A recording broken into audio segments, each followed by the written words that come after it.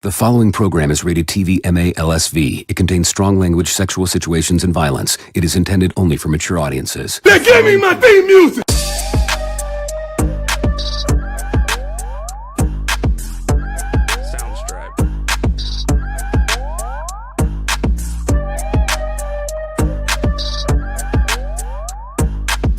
This is a Planet Fanatics production.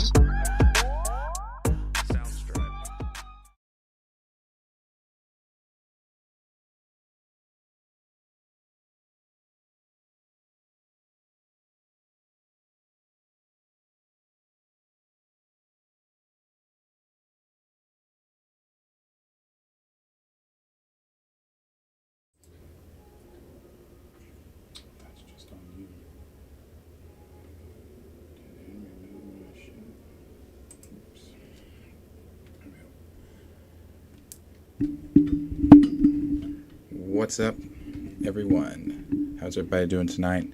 Hope everybody has had a good weekend. Hope you guys had a good Monday, and I appreciate everybody being here. JD, appreciate you being here. Raptor Cloak, Andre, Xavier, Tyrone, Reese, Professor the Film Fan. Appreciate all of you guys being here this evening for this live stream.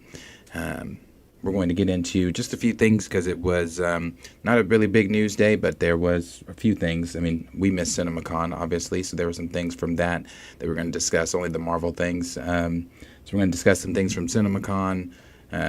We'll discuss, and then we're going to discuss X-Men 97. Some of you guys might have seen on Twitter. I had put on Twitter, what was it, I think Sunday morning or something like that. I said it'd be nice to see a little melanin and show up in X-Men 97. I posted a picture of Prodigy and Sync, and which kind of sparked thoughts that I've had previous to posting that, which is why I posted that. But then when Marcus from Back of the Bus commented, and it sparked a wider conversation. It's something that he and I discussed, and we're trying to discuss it with Dre, also trying to discuss with Chill, also trying to get some, trying to do a group discussion over that. But for tonight, I'm going to give just some thoughts. Q's going to give some thoughts on it as well, just about what's just an X-Men 97. I'll lay the groundwork of what I think, and then we'll go off of that. But so we'll talk about that. We'll talk about again, CinemaCon, and some of the things that are going on in Deadpool. The footage that got shown up, that falls into the CinemaCon category, but the footage that was shown from Deadpool. There was 9 minutes of footage shown, and I thought it would leak maybe, but no, it did not. But the description of it, we'll go over the description. So before we get into that, Q, how was have you been since the last time we saw you? Shit, I'm fucking tired. Everything. Fucking work, dogs, fucking taxes, bill, just life, growing up, getting tired. But I'm honestly just ready for these NBA playoffs to start, because that's where I kind of just sink away, have my little entertainment for a month, and then summer's here. That's really it. But other than that, I mean, same old shit you've been on, working. Same old. Yeah, same old. We'll jump into everything here. So we're going to jump into just the first thing. The Marvel Studios slate that got, I guess, talked about at CinemaCon. Well, somewhat talked about at CinemaCon. We're going to go over just the slate for Phases 5 and Phase 6. I don't know who this is calling me. I don't know who that is. So we're going to go over Phases 5 and Phase 6 and some of the things that they talked about there. So the first thing we're going to talk about, obviously, is going to be Captain America: Brave New World. We've talked Cap a few times. We've talked Cap quite a few times, and some of the times that we have talked about Captain America, it's never been positive. Especially when we talk Sam Wilson Captain America, it's not been positive. Who is double calling me? Who is this? Hello? You screaming or something? Yeah, I gotta call you back. Okay, hurry up. Call me back. I got something important to ask you. Yeah, all right. Yeah, bye. I hate when people fucking double call me. Don't double call me like that. If I didn't answer the first time, motherfucker, I was busy. Anyway. We've talked about Captain America quite a bit. And when we do talk about Captain America, it's not normally positive. When we talk about Sam Wilson's Captain America, it's typically how he's powerless. It's typically how people don't particularly care for Sam Wilson's Captain America. And I always want to kind of make that distinction for me personally. It's not that I don't like Sam Wilson's Captain America. I don't like the man on the screen that plays Sam Wilson's Captain America. I don't think Anthony Mackie, I've said this many times, I don't think he's a good actor at all. I don't think he's a leading man. I don't think he has the star quality. And I also think he's an asshole. So I don't really care for Anthony Mackie. But overall, they are now comparing this to Winter Soldier, and that is when you say that Captain America 4: Brave New World is akin to Winter Soldier, you're putting that on a very, very high pedestal. We are talking about one of Marvel Studios' absolute best films to date, and definitely by far the best Captain America film. So when you're comparing a powerless Sam Wilson, who again didn't impress me in Falcon and Winter Soldier. We just watched the Coca-Cola commercial a few days ago. His character was drawn and didn't do shit in that. And I think at the end of that, I said I expect him to do just as much as he did in that commercial as he's going to do in the MCU. But they are putting this film on a really high pedestal. He has had some good things to say about it as well. Of course, he's Cap. He's going to promote the film. But he was saying how it's different. It's not in the same. He said you can definitely tell what this film is trying to do. So, again, them comparing it to Winter Soldier. But does that mean? I don't know. I know what every fucking film is trying to do. I don't know.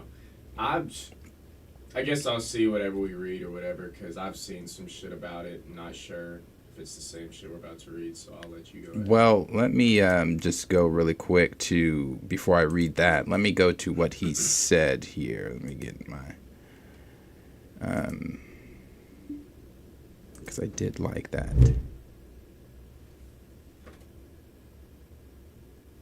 What was that? No idea.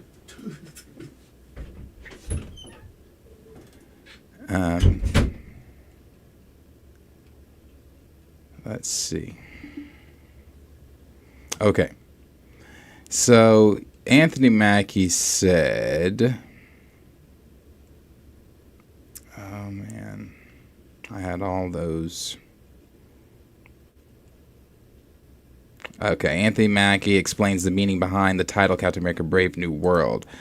He says, for Captain America, the first Avenger to Endgame, the enemy was always good versus bad. Now that we've conquered that, where do we go from here? When the bad guys reappear, in what form are they reappearing? It is a new storyline with new characters, with new beliefs, and it creates a new idea of this new world that we're going into. I'm going to be honest with you. That quote, I felt like I had a stroke just reading the quote, because I guess I didn't know where he was going with it. I still don't know at the end of the period. I don't know where we went with that either. I guess I find myself asking the same question he asked. Where do we go from here? I don't know where we go from here with that quote that he gave. So he said that, but he also said, let me find, there it is. This movie is a clear reset. It really establishes the idea of what this universe is and what this universe is going to be. And again, with that, I still don't have myself have a clear idea of what Captain America: Brave New World is going to be.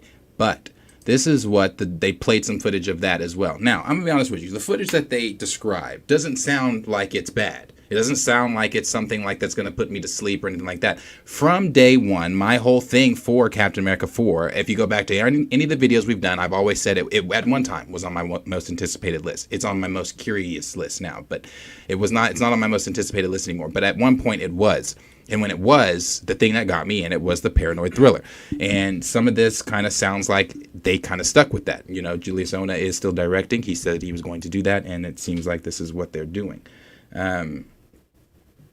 So let's see here. They said, I want to just get straight to the. Okay. The footage began with an image of the White House set over that classic Captain America theme from the other film. Sam Wilson, Anthony Mackie, enters the Oval Office and greets the new president of the United States, Thaddeus Ross, played by now Harrison Ford. The role, of course, previously played by the late William Hurt. So Sam makes a comment on how he looks different, and Ross says that they told him he had to lose his mustache or he'd lose the election. He also is trying to quit smoking, so he's handed a red lollipop. Now, little sidebar here. This has nothing to do with Captain America. This just has something to do with how easy that was there. And I'm sure when this footage was shown at CinemaCon and he said, you look different, and he said, oh, they had to cut the mustache or lose the election, people laughed, no one batted an eye, and went on watching the footage, and I'm sure cheered after the footage. So I saw people making this comparison on Twitter, so that's why I'm kind of doing the little sidebar of it. This is exactly what you could do with any type of recast, but the specific recast we're discussing is T'Challa's. So this is something that you could obviously do there too. You don't have to go in and make it this big to-do to where it's like, oh God, you look so different, and you're not the T'Challa that we've known since Civil War or whatever. You just go in, make the recast happen. You don't even really have to mention it. But anyway, you go in, you make the recast happen, you move on. That was seamless. So, moving on from there, you go on to say, Ross tells Sam that while he's not generally a fan of superheroes, but what he did in Mexico changed his mind. Now he wants Sam as Captain America to help rebuild the Avengers, and if we disagree on something, then what happens? He asks the man who previously was behind the Sokovia Accords that triggered Captain America's Civil War. Next, the president gives a presentation explaining that Sam, along with Joaquin Torres, Danny Ramirez's character, recently secured some very important items, and that he thanks them. His speech, however, is interrupted by an old song that starts playing on the speakers. The song triggers one of the original super soldiers, Isaiah Bradley from the Falcon and Winter Soldier, played by Carl Lumbly. He goes full Winter Soldier and tries to assassinate the president as all hell breaks loose, and Sam gets involved, fights Isaiah, and then another person is triggered and comes after the president. Action ensues, and Sam chases Isaiah, who is throwing tables behind him and running and jumping like a superhuman robot. When the dust settles, President Ross and Sam agree Ross's inner circle has been compromised, and either you can't see him or don't want to. That transitioned into a montage of action scenes, including a moment where several bad guys are trying to stun Sam with electric pods, but he stops them with the shield. All the excitement ends with Ross saying, "You're not Steve Rogers," to which he replies, "You're right, I'm not." Cut to Sam in full new Captain America armor, complete with falcon wings, unfurling amongst the cherry blossom trees in Washington, D.C. Directed by Julius Ona and co-starring Tim Blake Nelson and Lev Taylor, Captain America Brave New World hits theaters February 24th, 2025. That doesn't sound bad. Did you not like it? You don't look moved. That doesn't sound bad to me. My thing is, I don't know, I want to crack jokes, but it's like, yeah, same old. I mean, we've done this, been there, done that. In my opinion, have we not? Is it not just another Winter Soldier? I'm assuming how this goes is the leaders behind some type of Winter Soldier scheme, brainwashing thing that now all the old maybe it's just Isaiah, but they said another person, so maybe a couple old ass super soldiers or some shit. I don't know, and it's like I don't even know what their goal is. The thing that I'm excited for is, I think, in that quote that you read from Sam at first saying, where do we go from here, who reappears and all that, I think the most exciting thing is I don't really understand who the villain is. Like, there's so many multiple points with the leader being there and then Ross being there, not knowing if Ross wants to...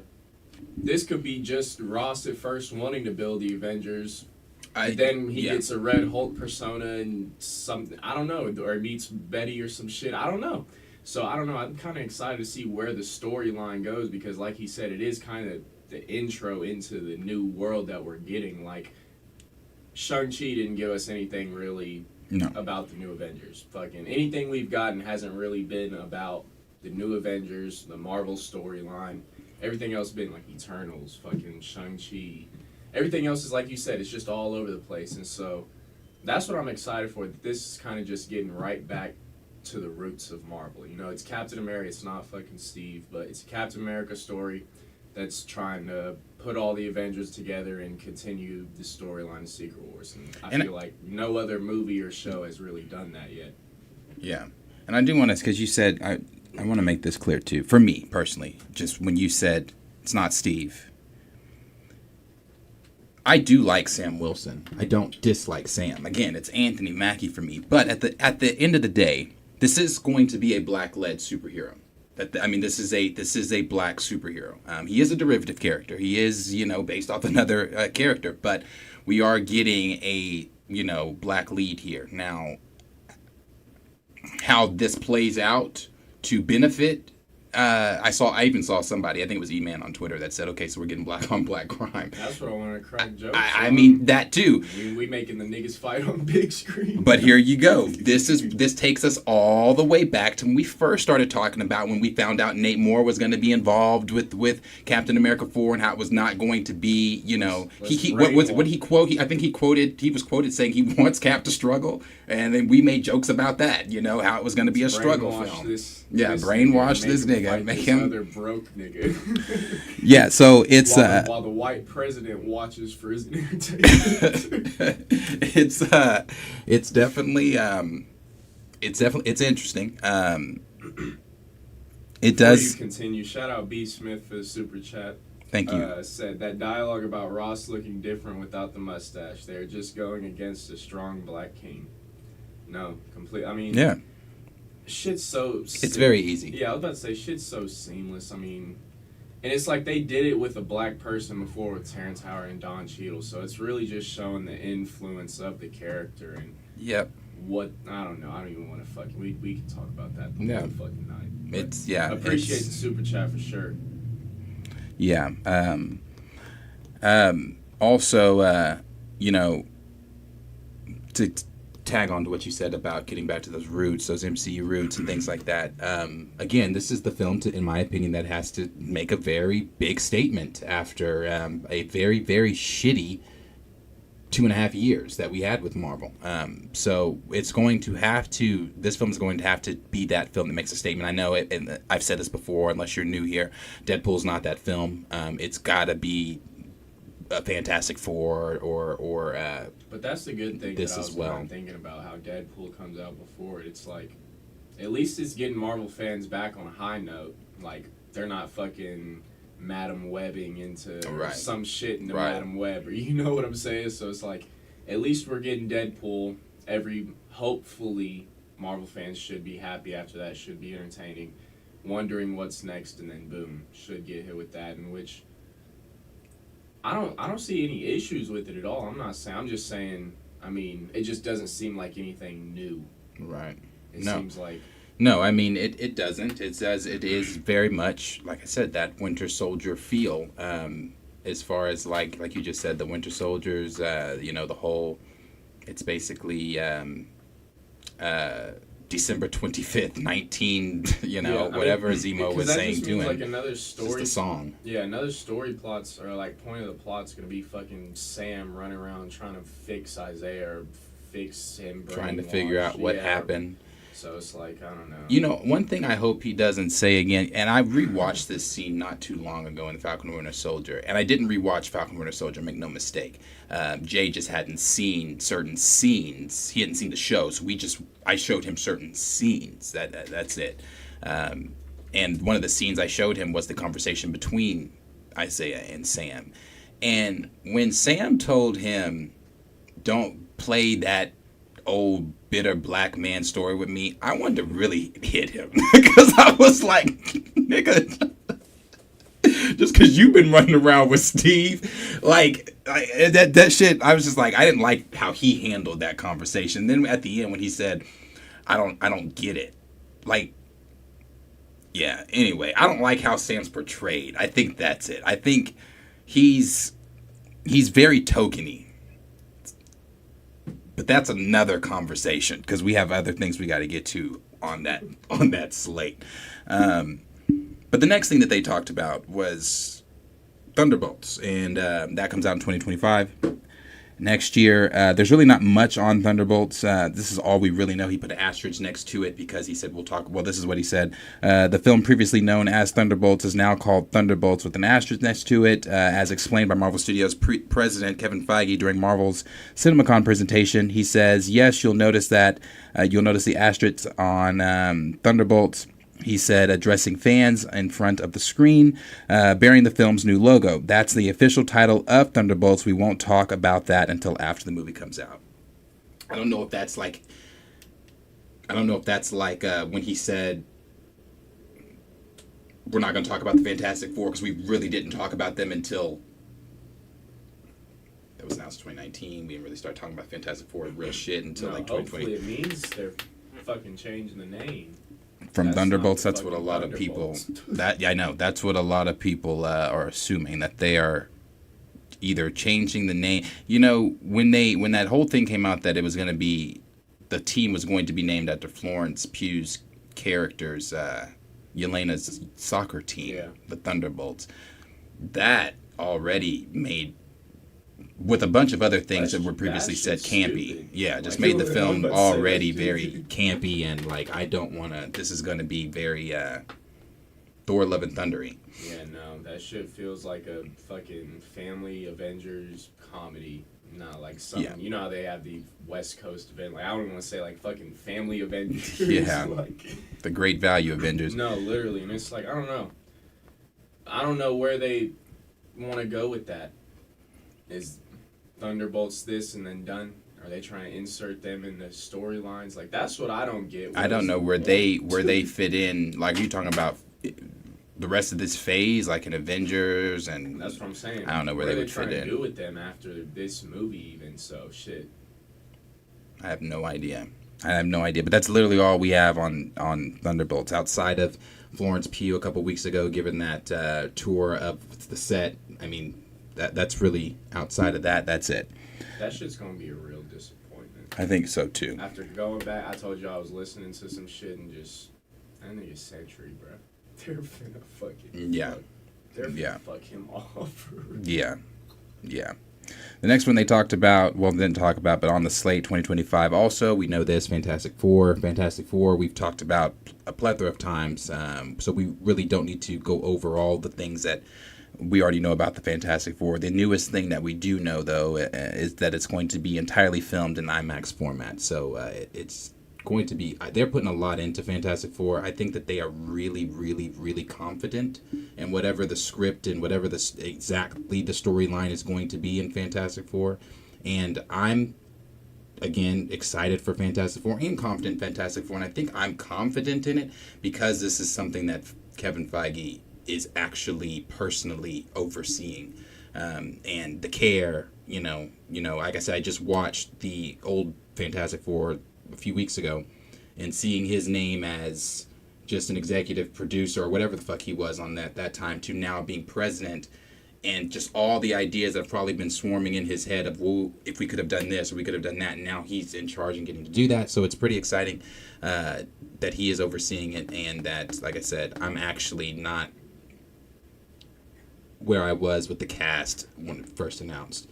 I actually do see Joseph Quinn as Johnny. I didn't. But when he did that press conference at whatever they were at, when he got asked the question, you know, how are you preparing to be Johnny? So I'm quite literally setting myself on fire every day.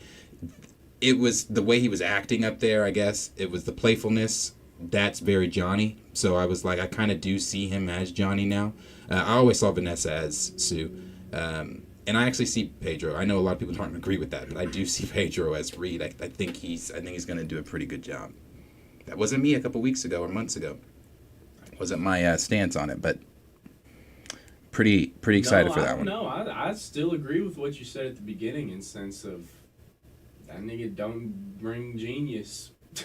Yeah, no, he still doesn't do that. I still don't see him as the smartest man in the room, but do I think that in terms of... And it's hard to say, like, that's a fucking look. Like, you can look at someone and be like, you're the smartest nigga in the room, But I will say, though, man, when you watch the old Fantastic Fours, I can't pronounce the actor's name that plays him, but he does look like, you know...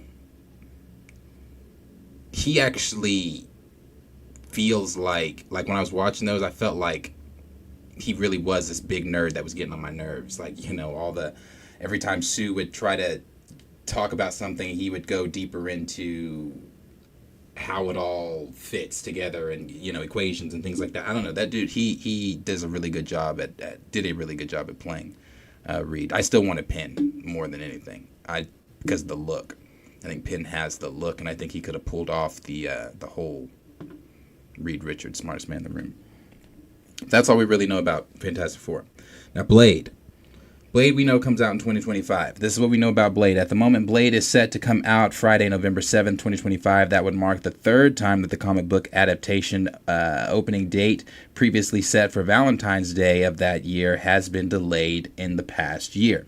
Previously given a November 2023 release date during Marvel's Hall H panel at 2022 San Diego's Comic-Con, before it would end up on the upcoming 2024 movie schedule when it was pushed back to September 6th of that year. When it comes to the story, there really is not much we know on the moment. Daniel Richmond, Daniel RPK, claims that the film is a period piece in which demon sorcerer Lilith goes after Blade's daughter. The details are not confirmed, but we have a good feeling that the movie will feature a title character hunting vampires, not just based on previous films that focused on his adventures, but also his history in Marvel Comics. According to Production Weekly, it might not actually be much longer before the cameras start rolling on Blade. Reportedly, the Marvel movie is finally set to start principal photography in fall of 2024, which could likely ensure that it makes a late 2025 release date. Blade's current writer, Michael Green, who received an Oscar nomination for collaboration and screenplay for Logan with Scott Frank and director James Mangold. So whoever he helped on Logan, and he's going to be writing, he's the current writer that is going to be writing this. Obviously, Bo DeMeo was involved with this as well. I don't think that's not a thing anymore. So that's really, I mean, is Blade happening? I don't know. Is Mahershala happy? That's what they say. All I know is Brian Coogler and Michael B. Jordan's little vampire movie is shooting. And it was just announced. So, and this was announced in 2019. So, I don't know. That's what we know about Blade. I mean, same old, like, nothing new. Wasn't really even nothing to talk about. No, there's nothing. There's nothing there on Blade. I guess a slight little update that it's still on the schedule. Yeah, and it's just pushed back again. So probably the next time we talk about it, it'll be pushed back again. 2026. Yeah. Next on the slate, 2026, is Spider-Man 4. And this is according to Daniel RPK. The current plan for Spider-Man 4 is to begin shooting in September. So this news kind of dropped a couple days ago that they are trying to fast-track Spider-Man 4. Daniel RPK also reiterates that the film currently does not have a filmmaker attached to it, but confirms Marvel Studios and Sony Pictures have put an offer out to someone. Drew Goddard and Justin Lin among a few of the names supposedly in the mix for the next installment, though there may be other contenders, especially as Goddard recently signed up to write the next Matrix reboot. Actually, I saw this being discussed when he got signed on for the Matrix reboot. I highly doubt he's doing Spider-Man then, just because those are going to contradict the scheduling, not just the scheduling for the amount of time that he's going to have to put into directing for the Matrix reboot, what that's going to look like. Then you're trying to also tackle Spider-Man 4. It's a multiverse movie, and it's not. I don't see that happening. So he's probably not going to. They went on to say, we've heard Peter Parker might team up with Daredevil and Ant-Man to do a battle with the Kingpin, though there's also been chatter about some sort of multiversal component to the story involving Tobey Maguire and Andrew Garfield's Spider-Man. Zendaya is wanted back by Sony. Jacob is unsure of his current return. That's all we know about Spider-Man 4. Now, obviously, we knew about the whole battle between Sony and Marvel, and what Marvel wanted and what Sony wanted, and ultimately Marvel, it's a discussion thing, it's a negotiations thing. They came to the negotiation that, okay, it can have the ground elements that Marvel Studios wants, but at the end of the day, Sony wants multiversal elements, and they want more Toby, they want more Andrew. So we very well could see Toby and Andrew in Spider-Man 4. It is going to have multiversal elements. That is something that this film was always going to bleed into Secret Wars, but I don't know that it was going to have those elements throughout the film. I think that was going to be more of a post-credit type deal, but now Sony has put their foot in it, and this is what it's going to be. So we'll have to wait to see what else comes out on that. We'll have to wait to see who's going to be directing it, but they are set to start filming in September. The next one on the list is Armor Wars 2026. Now, there's really nothing on this, and I mean absolutely not shit on this. The only thing we know about Armor Wars is that Justin Hammer is coming back, and that Marvel is currently searching for a director, and that the second post-credit scene of Shang-Chi and the Legend of the Ten Rings will tie into Armor Wars in the movie. And the movie, there will be several organizations that will try to steal Stark technology. What was the second post-credit scene? His sister taking over the Ten Rings organization. Oh, yeah. Yeah. So, at one point there were rumors that Ultron was going to show back up in Armor Wars. There were the speculation, not so much rumors, but the speculation that when Iger was quietly canceling projects, that Armor Wars was one of those quietly canceled projects. But it seems to still be on the table. It still seems to be something that Marvel still wants to do. Now, here's my issue with Armor Wars. It's the same issue that I have with Blade. Before you get into that issue, shout out to Queffer Sutherland saying you watching Planet of the Apes, sir. Oh, most definitely. Yeah, my dumbass thought it came out fucking last week. Yeah, no, we'll be watching that. Turns out it's next month on the 8th. Yeah, we'll definitely be watching that. Definitely giving a review of that also after. But the issues I have with Armor Wars are the same issues I have with Mahershala Ali's Blade. It's Don Cheadle. Love you, cuz. Looking old. He's looking old, at Kevin Hart say, damn. Yeah, damn. Because he's looking really old. It's the same thing with Robert Downey Jr. in this new sitcom he's in, or not sitcom, the series that he's in, or is it a movie or a series? I don't know what it is, but he looks, I don't know if that's makeup, I don't know if that's him. It's both. I'm just like, damn, 2027, they're really gonna have to come with that VF effects, so CGI, because they are looking older, and obviously people age. But that's what I mean when I say just pushing these projects back and pushing these. So I'm assuming that this time as Rhodey would be his last. I'm assuming he's not stepping into the new, whatever the new MCU is going to be. I would assume, and that's the whole thing with Mahershala though too. Mahershala's going to be stepping into we're getting Blade possibly 2026. When is Blade? If there is a Blade 2 and it's starring Mahershala Ali, when is that? 2030 something. So then he's halfway through his 50s. So it's just like, I don't know. And how old is Don Cheadle? Hey Siri, how old is Don Cheadle? Hey Siri, how old is Don Cheadle? Don Cheadle is 59 years old. He's 59 years old. Don Cheadle is 59 years old. And by the time that Armor Wars comes out in 2026, he will be 62. And there's nothing wrong with, well, there is, but there's nothing wrong with him turning 62. There's just something wrong with, I don't want to watch 62-year-old Don Cheadle be War Machine. I just don't. I'm ready for Armor I wonder Wars. if Don Cheadle even wants to go be 62. You think fucking... I mean, I don't know. As much as Samuel Jackson loves comic books and shit, you think that nigga want to be running around doing these stupid-ass storylines of Miss Marvel? I don't know. I think he's getting old. Yeah, I'm thinking. They're telling him, you got another 3 years till we get back to Secret Wars, buddy. We're gonna need you for that. How old is Sam?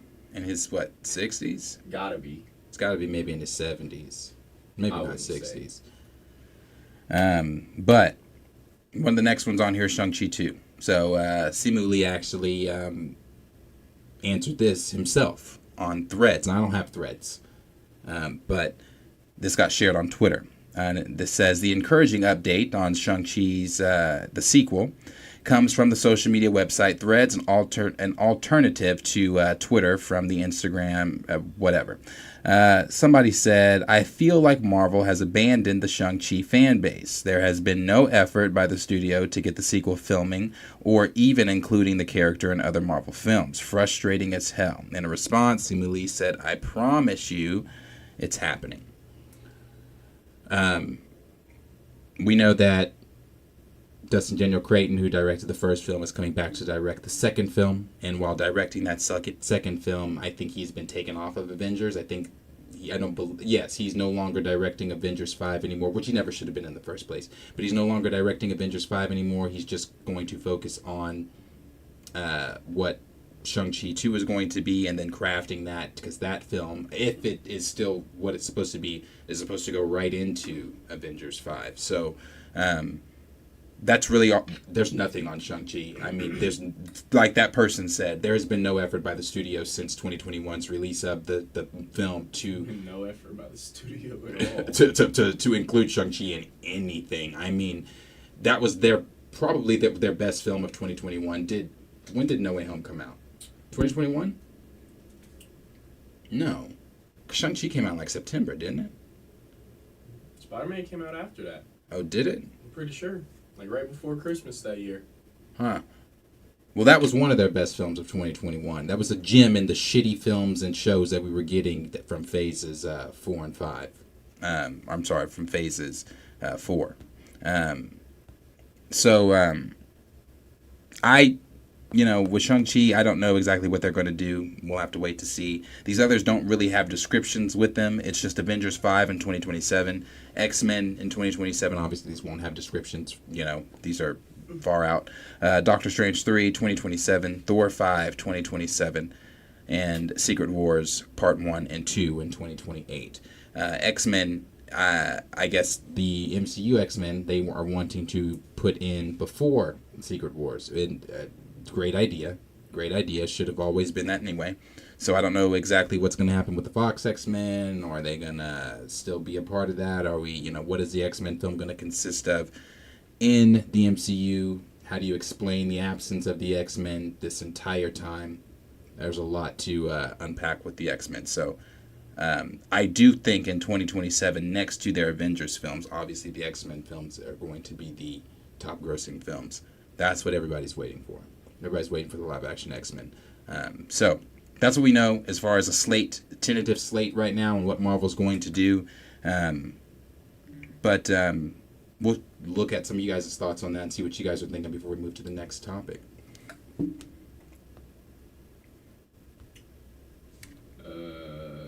see. Josiah said, playing devil's advocate, Sam doesn't need powers to be a superhero. There's a lot of heroes that don't have powers. It would have to be a little more grounded, like Winter Soldier. It could work. No, I agree. It could work. I've said that from the jump, to be honest. It could work. My only issue with him not having powers is when you make the villain, because we don't really know who the villain is. We don't know if the villain is going to be Red Hulk or if the villain's going to be the leader. But when you say or Isaiah Bradley. So when you're putting villains like that up against a powerless man, Iron Man didn't have powers, but Iron Man had the suit, the brains, everything else like that. Sam is getting shit sent to him from Wakanda. So it's like, let's say Thaddeus decides to Hulk out on him in the Oval Office. What is Sam going to do? I'm not saying that, obviously that's not going to happen, but in a what-if world, he's Red Hulk. What the fuck does Sam do, him and the Hulk just in one room together? That's the issue I have. That's because it's like you're telling this powerless man to get a group of powerful beings together, and then you want him to lead? Bro, that nigga is me. like hope alone doesn't. Sam Wilson is no better than Quentin Harrison. That's my issue with it. He is straight up I'm in terms of shit, credit, money, fighting influence. Like, that nigga is me. Which is just not much in the world. Like, especially in considering, like, if we had superheroes in the world, I'd really be nothing. Like, and so, I don't know, bro. There's just so many fucking superheroes, so many supervillains, and it's crazy to think, like, Sam Wilson is going to be a leader. Just, I don't know. He is. I don't know. Oh, thank you so much for the other super chat. Sutherland said, thoughts on Black Panther Cap game. We talked about that one a little bit whenever that trailer dropped. I think the effects on it are incredible. It looks beautiful. Yeah, it looks like a movie. I thought the dialogue, because I'm a very big dialogue person, I thought that dialogue between King Azari and Cap was pretty dope. The only thing is, for me, like everybody else, it's just like it's once again Marvel or whoever the fuck is making the decisions when it comes to the Black Panther franchise IP in general. We stray away from T'Challa. We move heaven and earth to not tell T'Challa's story. We killed him to not tell his story. We're going back in time in Eyes of Wakanda to not tell his story. We're going back in time in this game, which looks dope, which looks very dope. It looks like a fun game, but again, to not tell his story. It's just like we're doing everything in our power to get away from T'Challa, but we only want to use T'Challa when it benefits Marvel. Like, you know, of course, he's still on. They're still making Marvel Legends figures of him. Hell, he was just in one of the newest waves. Why? Because T'Challa sells. You're looking at one of the. You look at some of the other merchandise that Marvel does. Actually, what's that new Marvel game that just came out? It's like some. I think it's a phone game or a computer game or whatever. In the lineup of characters advertised, T'Challa's in that. It's not Shuri, it's not Azari, it's T'Challa. Why? Because T'Challa sells. Yes, that game that's coming out is going to sell. One, it looks dope as fuck. I'm not denying that. It looks dope as fuck. You get to play as Cap, you get to play as Azari, you know, you get to play as in the Panther uniform. It may not be T'Challa, but it's in the Panther uniform. So it looks dope. But again, with that, it's still moving away from T'Challa. We're still not utilizing that character. So that's the issue that a lot of people have with it. It looks fun, though. The game does look fun. Deez Diesel said T'Challa personally designed Sam's wings in the comics. Yeah, and see, that's the issue that... Sorry. This conversation has nothing to do with comic book Sam. Because what we've been giving on screen in the MCU is just a completely different Sam. Like, he hasn't displayed any, like, how you say, he hasn't displayed any conversations with the Wakandans or T'Challa really ever. Everything's been sent to him or gifted somehow, some way. He hasn't displayed any intelligence. Like, nigga got it. Didn't nigga get his ass beat by Ant-Man first day in the suit? Then by that teenage girl. Then fucking, I mean, wasn't really much in Civil War. Nigga was kind of just, Cap's here, there's Falcon. I mean, it's just, we haven't really been giving it anything with him except for comedic relief. It's like, it's like kind of like the same with Bruce Banner. Like, that's not the same fucking Hulk. No. And so, it's hard to kind of talk about anything comic book accurate or related with these MCU characters because I just don't know if that's anything close to what we're getting. Right. You know, I will give Sam this. The opening of Falcon and Winter Soldier, when he's fighting Backdrop, he's flying through the helicopters. Dope. We've had a fat ass argument on this shit. I personally, I don't mind the comedic relief because I look at that nigga as a clown, so I find that shit funny. That's just gonna be the hard thing to balance for me, looking at him funny as fuck in a serious fucking paranoid thriller. Right. Like, I don't know how he's gonna fucking look in that because he may not be the best actor, but I don't know. When I watch that nigga, he make me laugh. And so, he may not be the best. I don't know. Tyrone said they messed up with starting the Fantastic Four out being a 60s fish out of water, robbing from the Captain America's man out of time trope. And they removed T'Challa from the throne in the Avengers game, replacing him with Shuri, who's a half-sibling. That would be like putting Peggy in the Captain America suit and killing off Steve Rogers in Captain America the Winter Soldier, resurrect him in the sequel, and then kill him off permanently. Nigga said, and then. Right. No, you're not lying. No.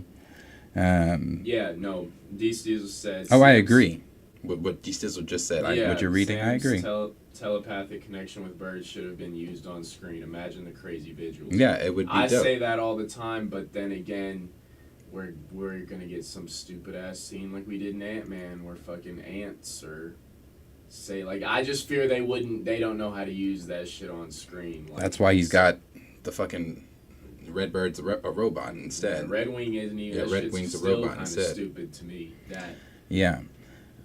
It's very like I said, I like Sam. I do. I just, for me, it's just he's not what you were supposed to. And again, this is not just a Sam issue for Phase 4. This is a character issue in Phase 4. What you meant to do with She-Hulk, you failed to do. What you meant to do with Moon Knight, you failed to do. What you meant to do with Falcon and Winter Soldier, Sam, you failed to do. That was supposed to try to... now, I get it. The pandemic, everything else, there were other things going against them. I watched a lot of the behind-the-scenes stuff for Falcon and Winter Soldier. One, because... the directors, some of the writers, they were black, and some of the inspirations that they were trying to, the stories they were trying to tell in Falcon Winter Soldier got derailed because of the pandemic. So they had to change the story because of the pandemic. It was too close to COVID at the time, what they were trying to do. So I get it. It had a lot working against Falcon Winter Soldier. But within that, you still could have propped it up somehow to make Sam, to usher him in as the new captain, because even in that's what they tried to do.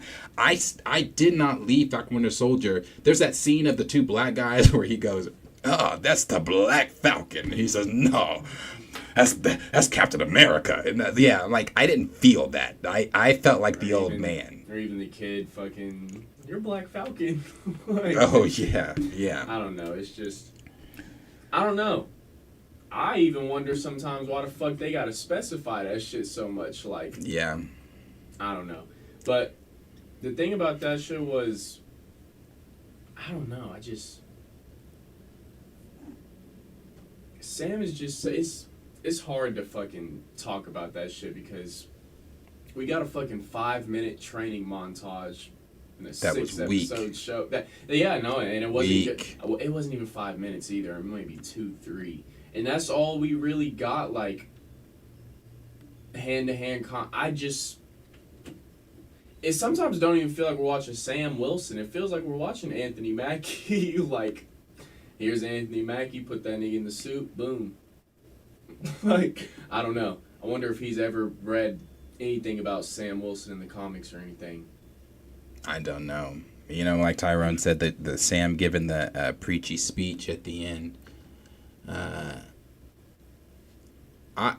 I just hope that they really nailed that he is, that it's the tone of, you have to, and again, it's not like I'm attached to Steve Rogers as Cap. Like, that is Cap, but I'm not one that says, "Oh no, I can't have somebody else come lead the team." I'm fine with that, but you got to make me as the audience, I got to believe that shit. I believed, like, when Steve shows up in Infinity War to save Wanda, and like, I get excited because I'm like, that's that dude. That's Captain America here to say, like, bro, like, with Sam, I'm not doing that.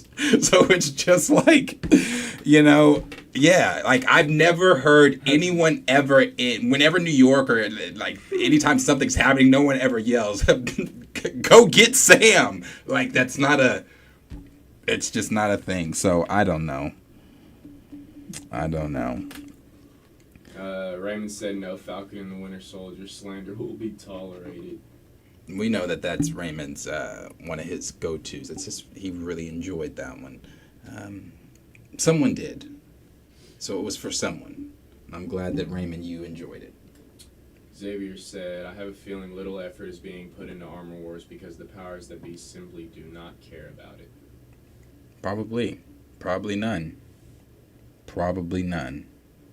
And then D. Stiesel said, "Ultimate Sam didn't have powers, but he's still a badass military scientist." Ultimate Sam. Different universe.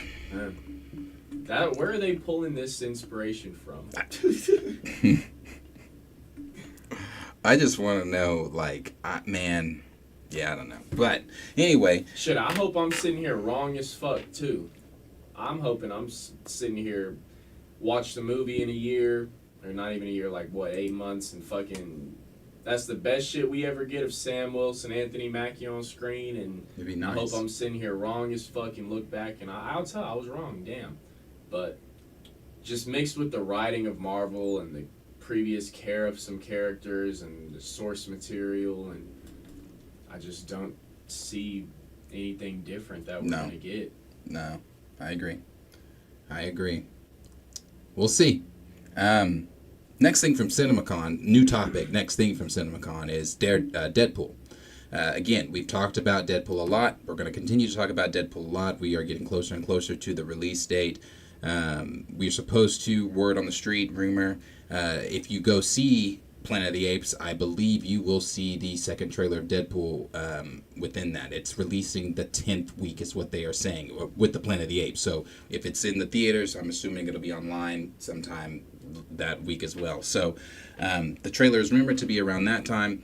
And it kind of makes sense that it would release with Planet of the Apes because both IPs are both under Disney. That's a big trailer to put out around that time. That puts you a month out from the film.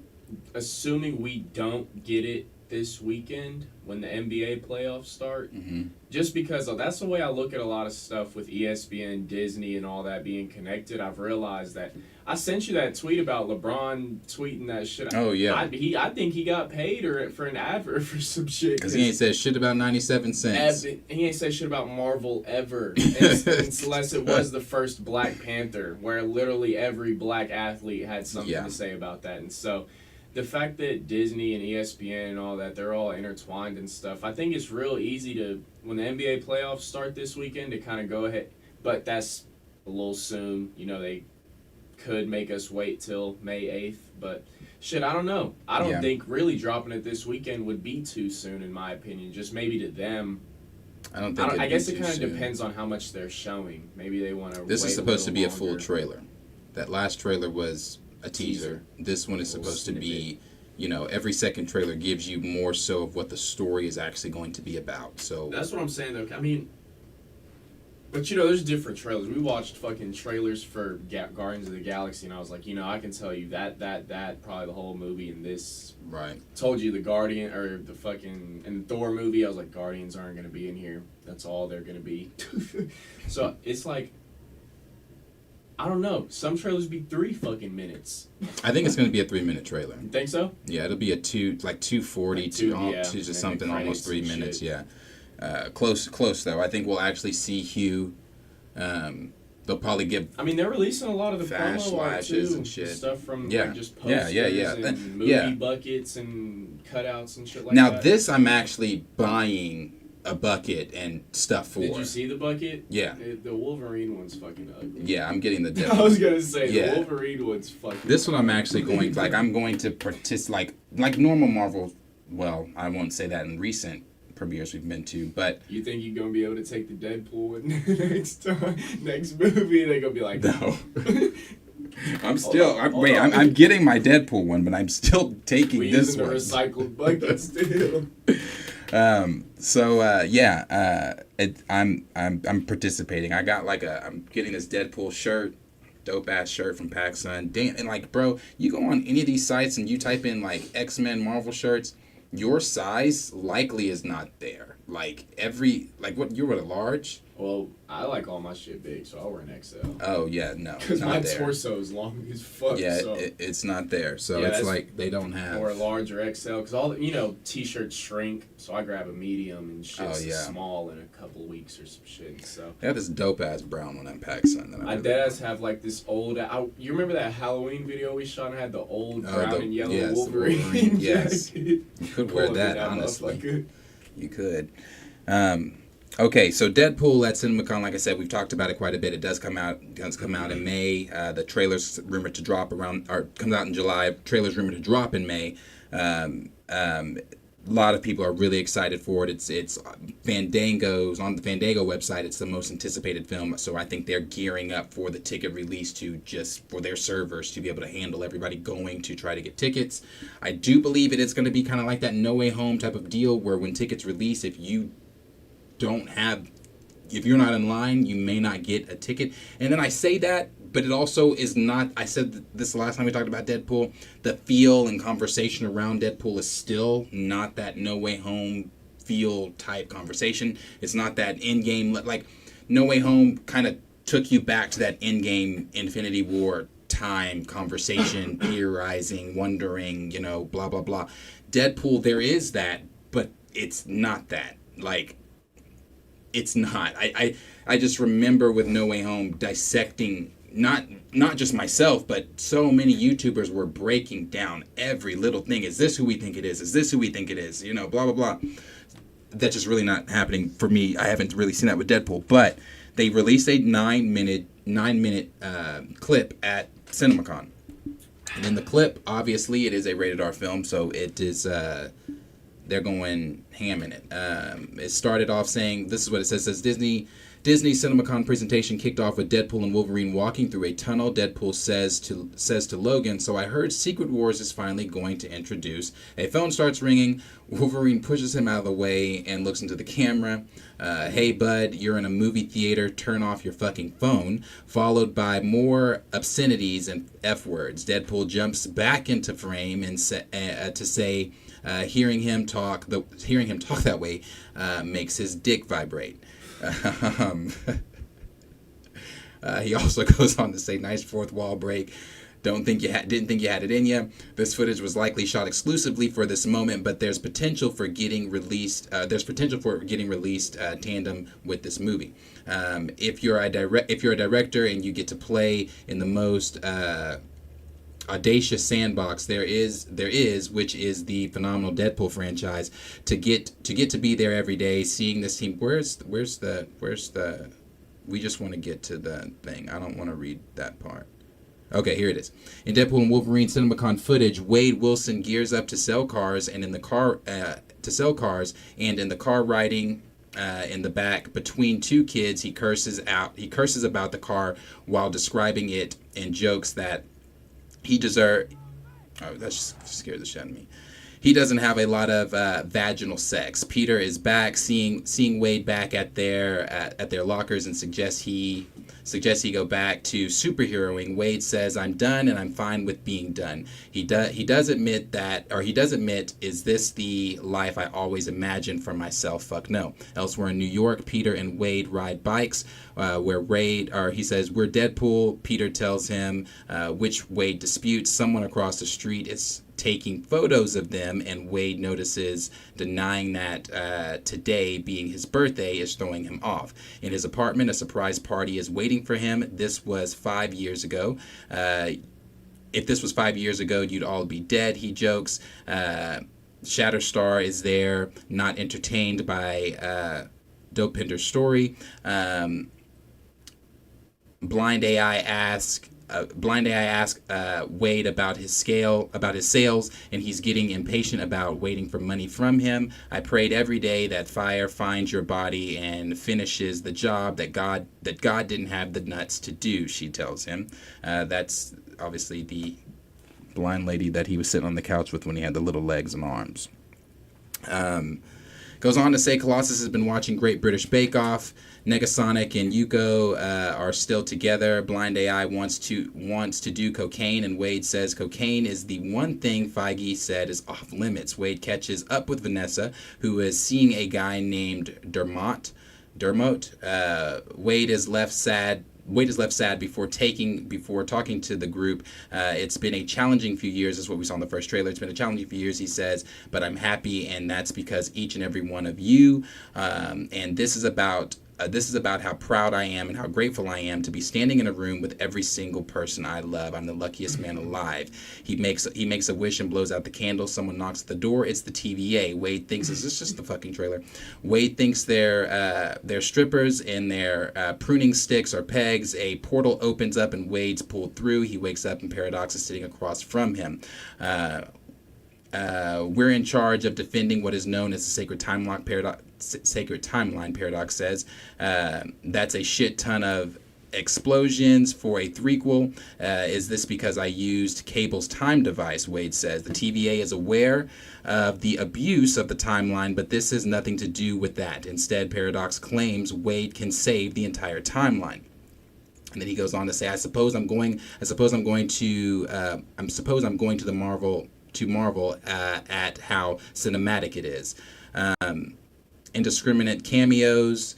Wade asks. Paradox tease up footage of Captain America on the screen, and Wade salutes them.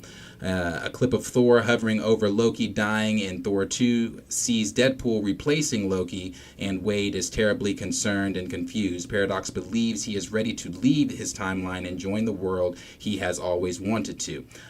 He said, I smell what you're stepping into. Wade says, I'm a messiah. I'm Marvel Jesus. Wade runs to the camera, pulls up the mic to the frame, pulls the mic into frame. He headbutts the lens and it shatters. He gets a whole new suit in another room from a man with a stylish beard and some extra body spank. He now has adamantium katanas. He says, you're in underwear. Yes, your underwear is getting tighter. Wade declares. The footage cuts to another scene. Wolverine and Deadpool are riding together, and Deadpool mocks his suit. The X-Men make you wear that, he asks. Friends don't let friends leave the house looking like they play for the Los Angeles Rams. Deadpool and Wolverine hits theaters July 26th. So, basically the trailer. With a few extra things that they put in there. I think that whatever they were shown in this is probably going to extend. Go ahead. Dre Mac with the super chat said, hey fam, showing love to the channel. We need to connect soon. Yes. Appreciate the super chat always. Thank you so much, Dre. I did get your message on Twitter with the link, and I was going to message you back, but I had to start this, but I'm going to message you right after this. Definitely are linking on that whole thing.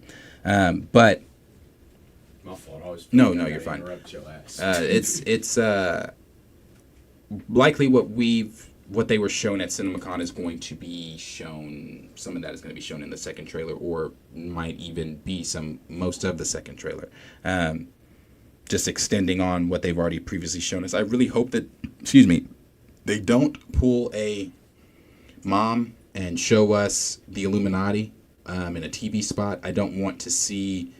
I personally, it's likely gonna happen. I'm gonna see it, but I personally would like to go in this the way I'm currently going into Superman, not knowing really much of anything that's going on outside of the obvious, that it's a multiversal film, that there are people that we could see as far as cameos goes, but where it's exactly going, what it's exactly going to be, don't know. And that's where I would like to keep it. I want to be surprised. I want there to be something in there that makes me say, oh shit, did not expect to see that. So, yeah. Ready for Deadpool. That's nothing new. We've said that over and over. Definitely ready for Deadpool. You have anything on Deadpool, or we move into comments? Nah, until we get that second trailer, anticipation's there. I'm just excited for the fucking jokes we're not getting in the trailers and shit. Hopefully. There's a bunch of shit they don't show. But, yeah. Comment-wise, Tyron said he said if they go the route of connecting Last Run to the 90s film trilogy, makes no sense because they abandoned the Mirage comics. Oh, I gotta start earlier. Damn. I don't even know where to start with that shit. Ain't none of them on Deadpool, though. They all still Cap. Okay, that's fine. We can move to this one. So this is a conversation that is going to be a wider conversation. Again, this is the one I talked about at the very beginning of this stream. This is going to be a wider conversation that I do want to have.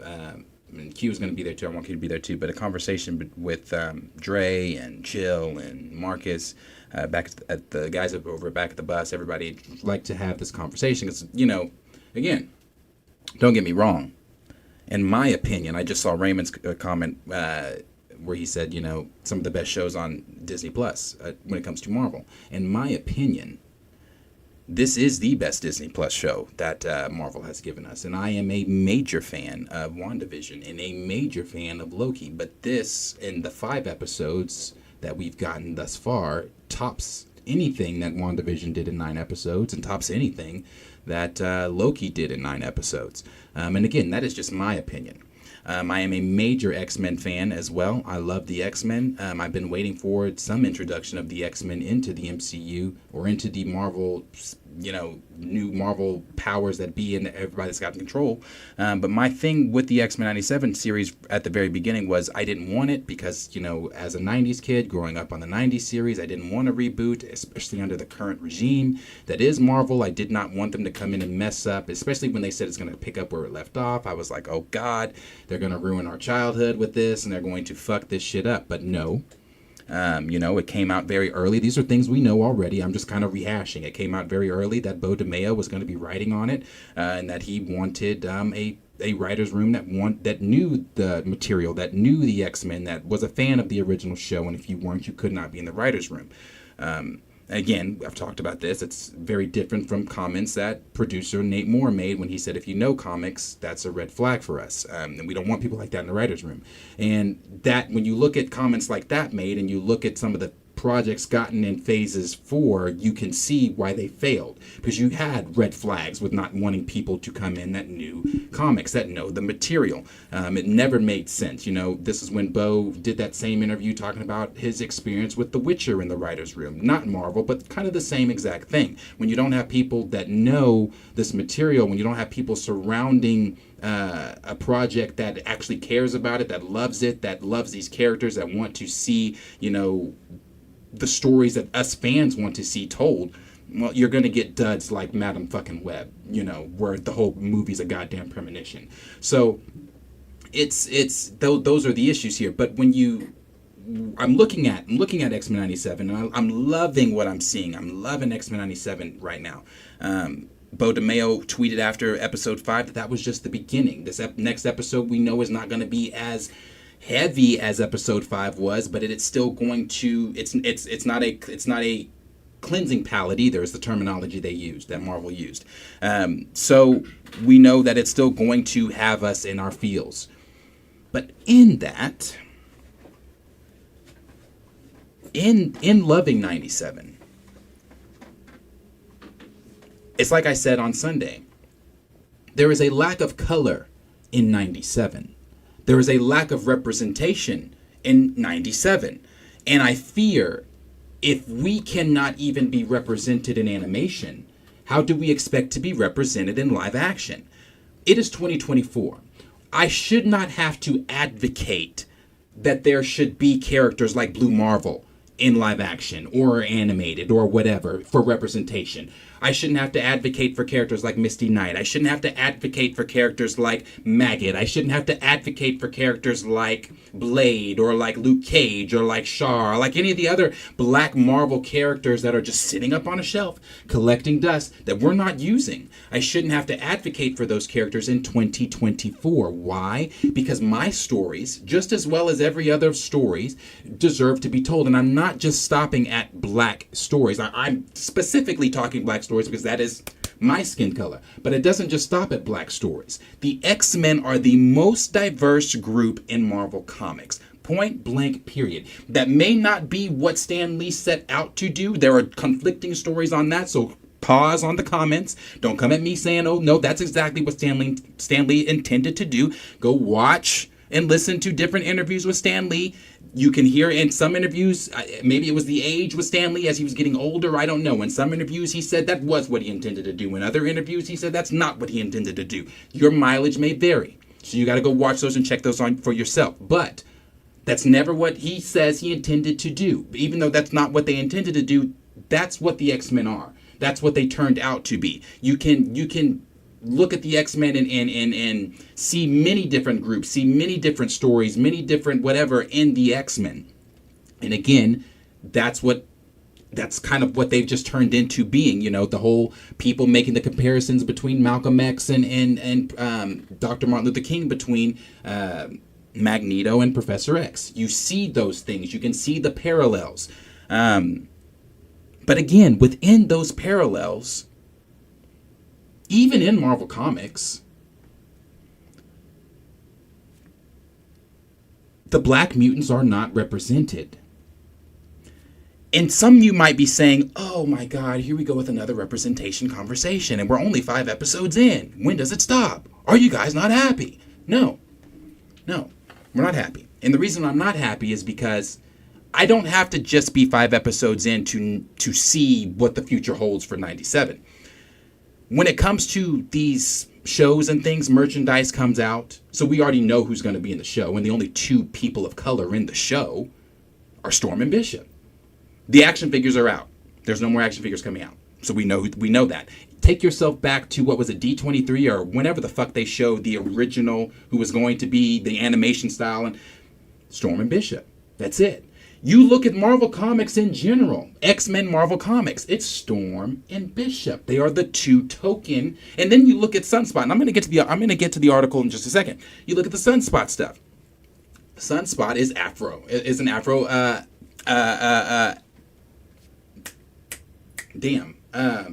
Afro-Latino individual on the team. And there were people that are upset with Sunspot's portrayal in 97. And I'm going to show a picture here in just a second, but there's some people upset with Sunspot's portrayal, his skin color in 97, because it's once again not Marvel taking the steps forward to making him exactly how he should look. And again, I know some of you watching this might be thinking to yourselves, why is this a big deal? And for you, it's not. Because when you look at Jean, you're represented. When you look at Scott, you're represented. When you look at Beast, even though he's blue, that's a white man under that, you're represented. It doesn't matter. You are represented in every corner of every show that you watch. So yes, it was a big deal when Sunspot wasn't the accurate color that he should be. He wasn't as dark as he should be. Take yourself back to the video I showed of the voice actress that plays Storm a couple weeks ago. The one thing that she could not wait to talk about in that interview with comicbook.com was, hey, notice the picture of her in the 90s. Notice the picture of her now. It's the skin color. It's the representation that matters. It's because she finally actually looks like me. It's not anytime, you get a black character in animation, you look back on those days or whatever, they were never truly the color that they should have been. It was always, we can't make them too dark, because if they're too dark, that does not sell. Black doesn't sell like that. So you don't do it. So since they decided not to do that, and you get what you got with the X-Men, I find myself watching the massacre of Genosha in episode 5. And knowing in the comics about the massacre, there were 17 million mutants killed, massacred in the comics. Now, we don't know the numbers in X-Men 97 because Scott kept asking, how many? No one ever answered that question. So we don't know what it was in X-Men 97. And when you watch X-Men 97, it looks like the city, or the island of Genosha, has many different cities within that. And it looks like only one of those cities was on fire. So we don't know how many mutants were really affected in 97. But when I'm watching that, I'm just looking around again, and I'm like, where's the color? Let me give this picture here really quick. I think I still am logged in on here. I'll show this picture really quickly. Cody Conyers is a digital creator, digital artist. And he draws a lot of black characters, just characters in general, Marvel characters, DC characters, whatever. He recently did this picture. Not recently. He did this picture, this was in February, so kind of recent. Black History Month.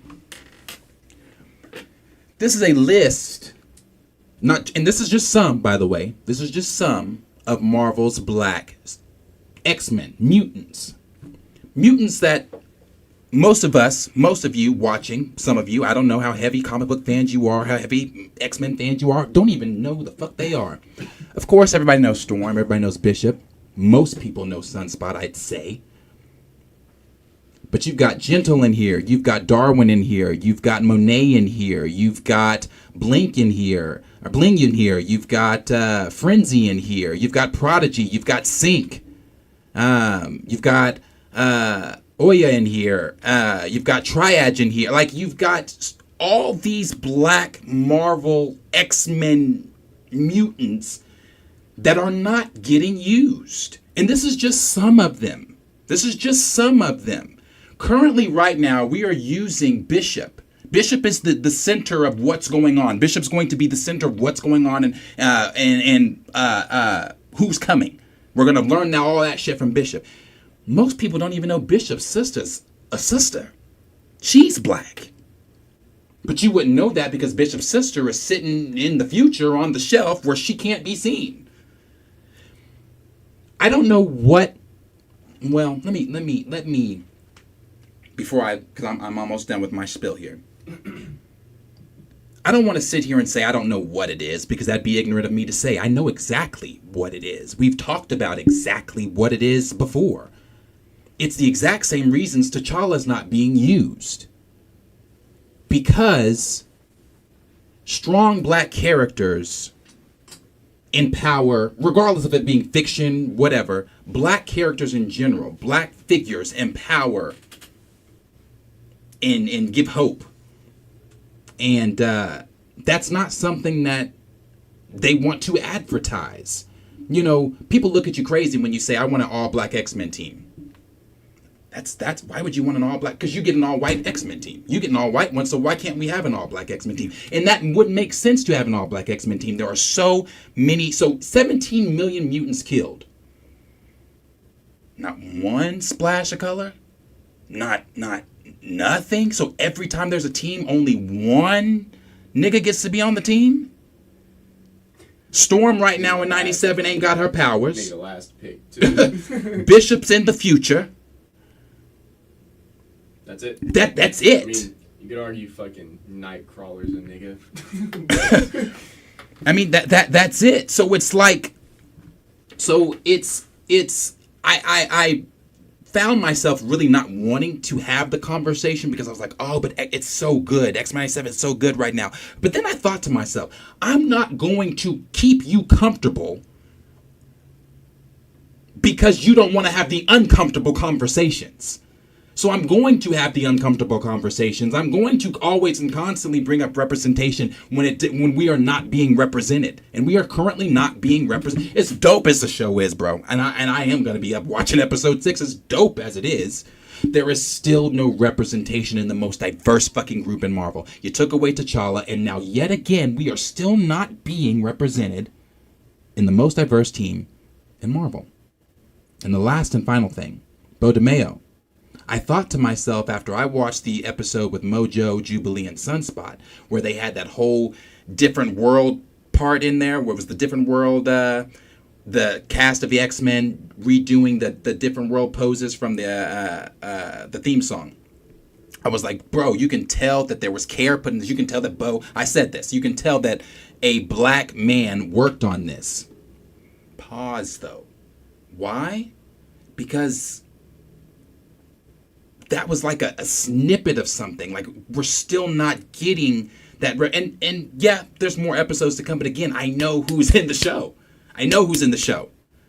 We're not going to get Sync doing anything. We're not going to get Prodigy. All these mutants up here, dope ass powers. Triad has the ability to possibly bring people back from the dead. He can heal your wounds in a battle, raise the dead. You've got Prodigy who can, whoever's close to Sync, if you're within proximity of Sync, he can absorb take it from you, but manipulate, sync himself up with, and do the exact same thing that your powers can do. You've got Prodigy who's smart as fuck. And it's just like we're not using these characters. You got Gentle, who's a Wakandan. You want to, you want to explore Wakanda. Where was that exploration? We weren't exploring Wakanda. Again, I don't want to get on that, but we watched Wakanda get their asses beat. Where the fuck was Gentle? It's just like all of these. There's too many black heroes sitting on shelves not getting used. And I was expecting for Bo DeMeo to be one, a black man, two, a gay black man, and then three, a black man, to understand the facts that representation, and I get he gets it. I do like Bo. Representation matters, but brother, I hope that you're not being used as just another Nate Moore token. As just another, like, okay, let's just throw this black brother in here just for the hell of it, and then, we can bend him and make him, maybe he was fired because he refused to bend. I don't know. But I'm just saying, when we were looking for X-Men writers to join our room, it would have been nice if we said half the room needs to be a certain color, though, too. And I'm not just black. Again, there are Native American mutants. There were 17 million mutants killed in the mutant massacre. They couldn't all been white. Chinese, Indian, Mexican, so many. They're mutants, bro. Representation just matters on all aspects. I'm done. And before I read the article, I'll let you go. But it just matters on all aspects. All aspects. No, yeah. And just firstly touching on the amount of mutants, 17, however many. There's a point in the comics where the essential point, humans fear not even a point in the comics. The whole point of the X-Men, humans fear mutants because they're evolving. They're going to take over. They fear they're going to take over humanity. So, simply, only personifying or showing us the white mutants are mainly is just, it's wrong because it's not diverse at all. It's not accurate. It's not, like you said, there's every single race, like, humanity fears that they're going to take over humanity, be the new main population, right? And mutants run the world. And so, just touching on that, I don't see how we're only getting mainly one color, or the colored characters in terms of the blue ones or the red ones, right? Or right, shit like that. And so, that's the first thing I'll say. But touching on the race thing, the way I always talk is I crack jokes and shit, but there's always a little bit of realness in them. And so it's just, you got to look at, honestly, the world. You can't just even look at X-Men 97 and have this conversation, because if anyone wants to say racism isn't alive or race isn't a thing, I want everyone to realize everyone in the world almost watched the women's basketball tournament this year. And I feel like one of the main plights of that tournament is race. And very good example. You watch LSU play Iowa. You watch Iowa play SCU. And as much as, to me, it's basketball. Yeah, one team's white, one team's black, but you get on the internet and that's all it's about. Yep. These thugs this. The hood wanted this. I hope these white girls don't deserve this. White girl this. Black girl this. These N-words this. She can't read, so she's good. You get on the internet and you realize, I'm not even talking X-Men 97 right now because this is going to prove my point, but racism is alive more than ever. No, we're not getting beat every day. No, we're not slaves. No, we're not physically being abused or anything, but the mental exhaustion or the way of life and the things we have to change in order to seem that we live the same life as a white person, it's crazy. And I'm just saying that because who knows, I don't know because I wasn't in the room, but Bo DeMeo could have wanted all of this. He could have wanted, but the higher-ups, they're white. That's the way the world is almost everywhere. The higher-ups are white. It's in the NBA. Kyrie didn't want to get vaxxed, said something about reading a book about Jews, and the NBA made him apologize, pay millions, go to counseling. Right. I'm in OKC. I love Josh Giddey, but they dismissed that little pedophile. They didn't even mention it. Like it was nothing. Right. And I don't know. Right now my point is to just bring up points that are happening this year that are kind of like, I want to prove that racism is here. Like, it may not be racism and hating this, but the discrimination of how colors are treated, it's real. It's super obvious now, and more obvious with the internet. People hiding behind fake accounts they can say. They can say anything they want. So that's just me saying all that in terms of Yep. me personally. I watch a lot of comic book stuff. Has always been not an escape, but it's always been somewhere I can go where I know it's kind of like I don't have to worry about any of that. And if I do, it's fiction. It's part of the storytelling. It's part of the element to make you feel something, which anytime race is brought up in comic books like this, it is supposed to be real, especially talking about the X-Men, because the X-Men are nothing but political. Like, I was reading some comments earlier, and the thing about when we had our woke conversation, it's like the X-Men, they're like, the comics are woke, but the way people are talking, like their show is woke in today's world and shit like that, they're just not using the word right. Right. But if you know the X-Men, they're woke to real life situations and everything, which might be even more disappointing seeing that we're only getting 98% white. So, I don't know, I'm just going back to my main point. I read comic books and watch all this shit to kind of escape that and get a little bit of representation and feel included and all that. But I mean, I've told you from day one, he has a biracial, black, white, black and German. I ain't no one on screen look like me, Right. unless they are Afro-Latino. That's the mix I get. That's the light-skinned, curly hair mix I get. And so, I don't know. It's just kind of disappointing to see that some people don't really understand where we're coming from or can't empathize the story we're trying to tell in terms of, yes, I can very well find representation in Superman, Doctor Strange, my favorite hero, but not even just me, but the amount of people, black people, Mexican, Latino, Asian, whatever you want to say, that don't get the representation. And it's like, I want y'all to know it's on purpose. That's the point I'm trying to get to. As much as I hate to say it, the white people want you to see the white person as the leader, the stronger, the higher up. Like, there's no way in hell, at least I think in my lifetime, I'm going to watch any stories or universes told where it's just black. The leader's black, black, black, black, this. Or not even just black, just diverse. Right. You know, we'll get our Wakanda Forever this, or where it's, that, or we'll get our Shang-Chi where it's this, but why can't we get Doctor Strange and everybody, or, you know, we're in New York City, the melting pot of America, and 100% of the people walking down the street are white. Like, it's simple shit like that. And I mean, I'm not even really making like a one certain point here. I'm kind of just rambling on, because the point that I wanted to make was the fact that some people don't see that racism is actually real. Like, the racism and discrimination is real.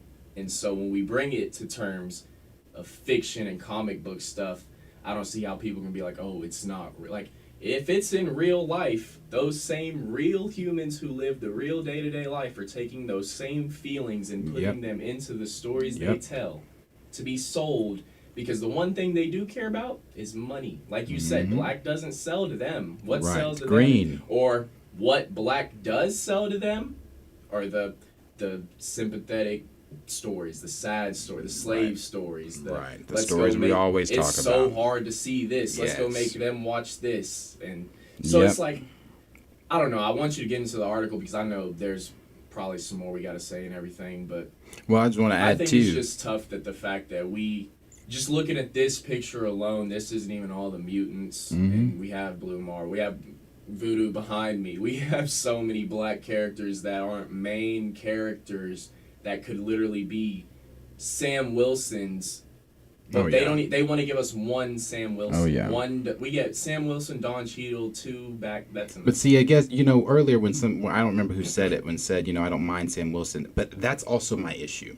Why does Sam have to be powerless? Why does Sam have to be the one that does not have powers in a group of powerful beings? Don Cheadle power. Yeah, Don Cheadle is powerless. You killed the only black hero in your cinematic universe that had powers. Like, that is one of my issues with Sam. It's like, you know, when the terminology around Brave New World is it's a struggle story, I am sick of watching nigga struggle stories. I said this before when we were talking about, you know, the Black Panther stuff. If I wanted to watch Black Death at the time when Wakanda Forever came out, I could have went and watched the Emmett Till movie. I could have went and watched them, torture and kill that little boy. If I wanted to watch a black struggle story, I could have watched Emancipation with Will Smith. I chose not to. If I want to watch a black struggle story, I can watch 12 Years a Slave or any of those others. Django at home. Right, like nobody, but when I go to watch a Marvel film, I don't want to watch a black struggle story. It's an escape, like I said. Exactly. It's something I go to for representation that I know I don't get in the real world.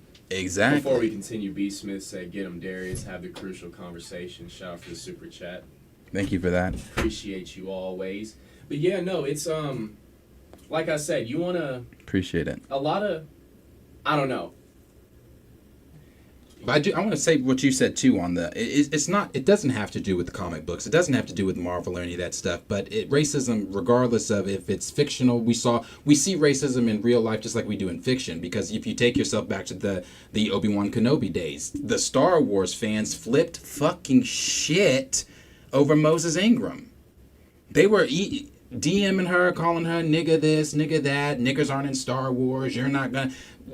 They don't even want us to exist in fictional spaces, let alone real spaces. I'll tell you where I see it the worst. Black cosplayers. Oh, yeah. That is bad. I don't even find that shit funny anymore. If you go on a black cosplayer's social media and it's nigga and then the name of the character, nigga this, nigga that, or I don't know. And it's like, yeah, as much as I find Instagram comments funny as fuck, I find social media comments probably some of the only reason I get on social media sometimes is for the comments.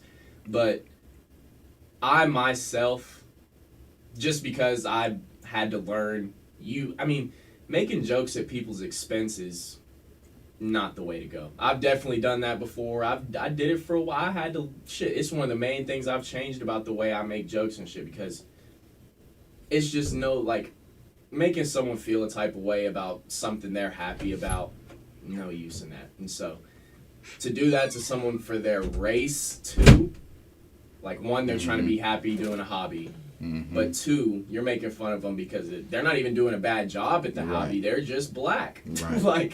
They're literally just colored. And so, they could, man, I'm sure you know because you put costumes, so I'm sure you know how it goes and shit. Cosplaying can be difficult. I was about to say even simply Halloween. You know how many times it's so hard for me to find who I'm gonna be. Yeah, I got it, man. It is so hard for me to find who I'm gonna be, and when I want to be a black character, it's a complex costume. You gotta make it. Yeah, it's a complex costume. Yeah. So it's but the last thing to add what you were saying, even though again, it doesn't have anything to do with Marvel or anything like that, but the March Madness championship, nobody expected. I forget coach's name for SC. What's her name? Dawn Staley? Yes. Nobody was expecting Dawn to win because the focus was on Caitlyn. Caitlyn was the focus. Caitlyn was the focus of even last year when LSU beat them and upset them and everything. Caitlyn was still the focus because it was Caitlyn's return, Caitlyn's comeback. Even this whole March Madness, or not all of March Madness, but just the whole season, it's Caitlyn. I expected her to win. I did. I thought she was going to, because now I'm going to rehash March Madness, but I expected her to win. But when you look at the articles after the win was, they got upset and congratulations to SC, but it was Caitlyn's picture. The highlight was still Caitlyn. And that was the thing. You weren't highlighting this group of talented, strong, black individual young women that were led by a strong black coach. They weren't on the headline. It wasn't congratulations to you, da-da-da-da-da-da. It was congratulations, but with a picture of Caitlyn. So it's like, and again, as the editor of these newspapers and things you know what the fuck you're doing when you do stuff like that. You know exactly what the fuck you're doing.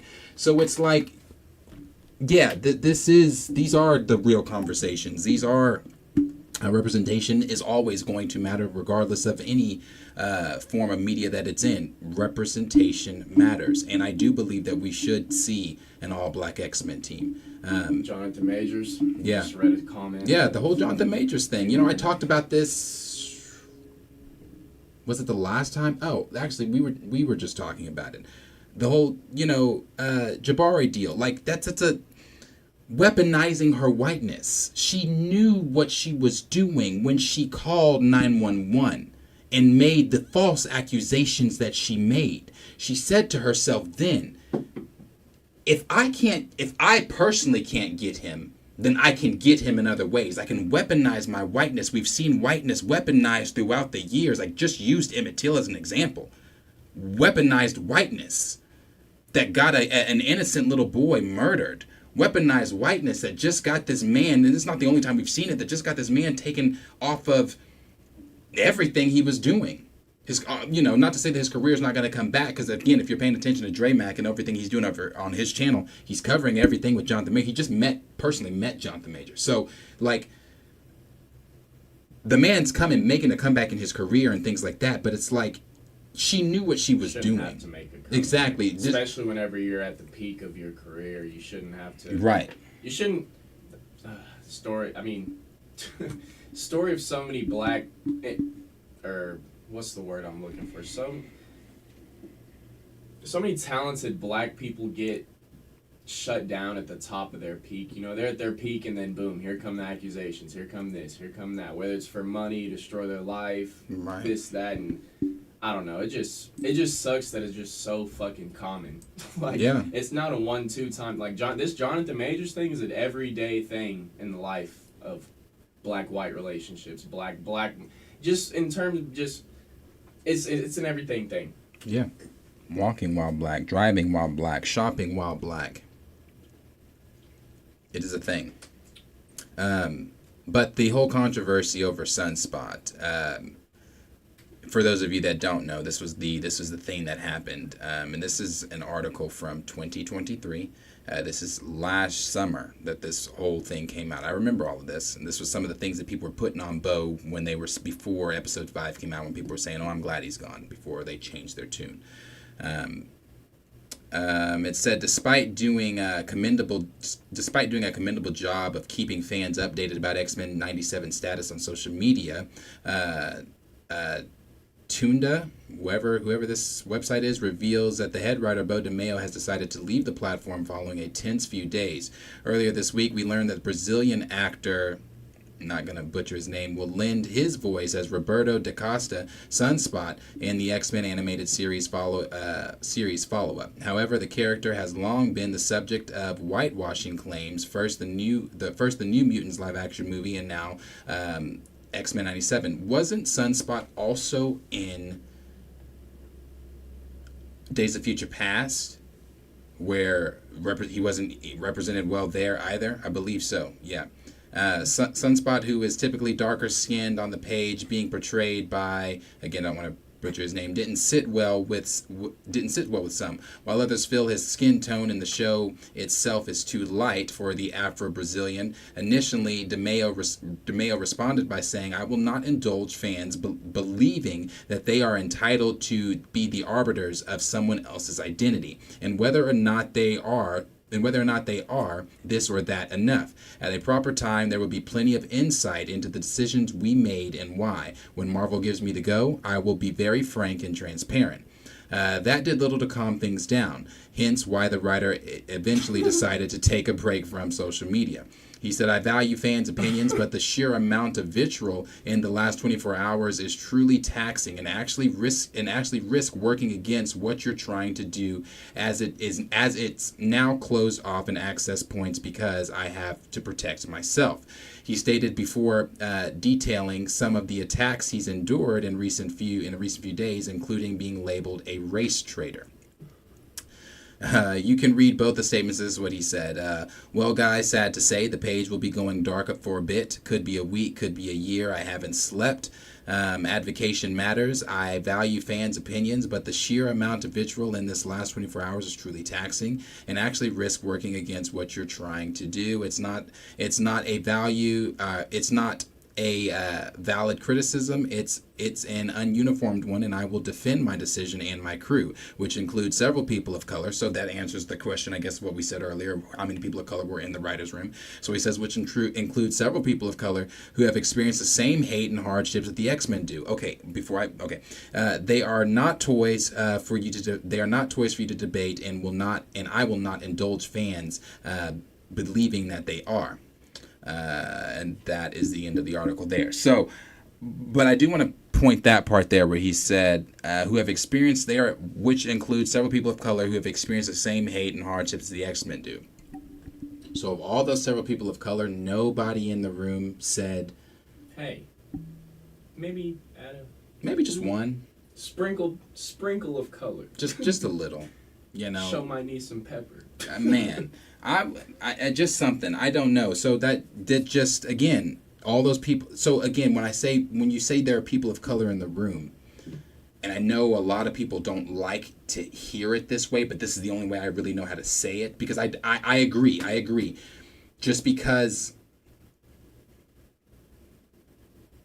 I don't have to explain it. There are different blacks. There are different, when I say that, I'm not saying shades. There's like, I've been in situations where I thought a black person that I didn't know personally was going to be on my side of the situation. Where no, they were tap dancing on the other side of the situation. So there are different types of people of color. So were the people of color you had in the room with you, were they about it, or were they on the other side of the fence tap dancing? So when you say you had people of color in there that have experienced the same hardships, there's levels to that shit.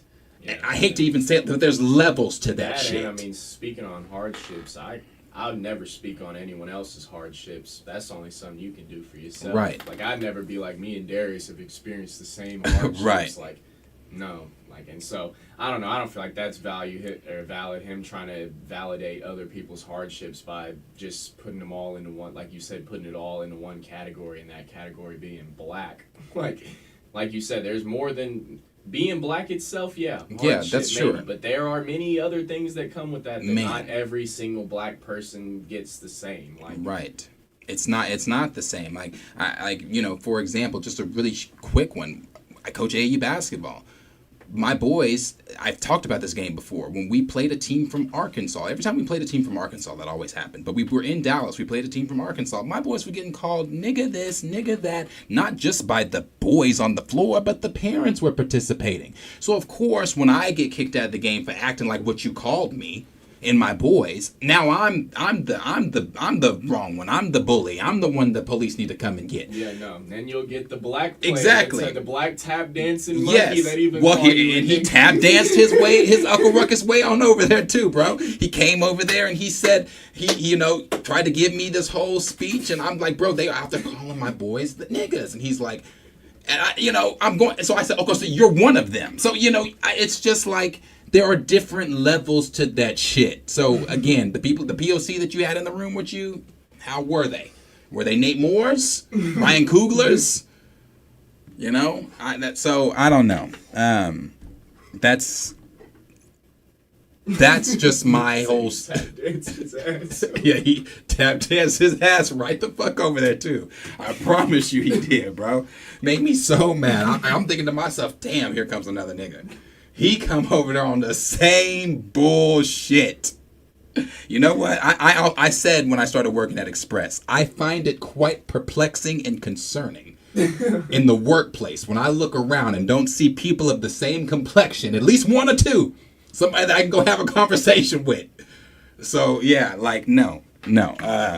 But that's just thoughts on 97. Again, I love 97. That does not take away my love for 97. In my opinion, this show is still the absolute best show on Disney Plus that they have done with Marvel so far.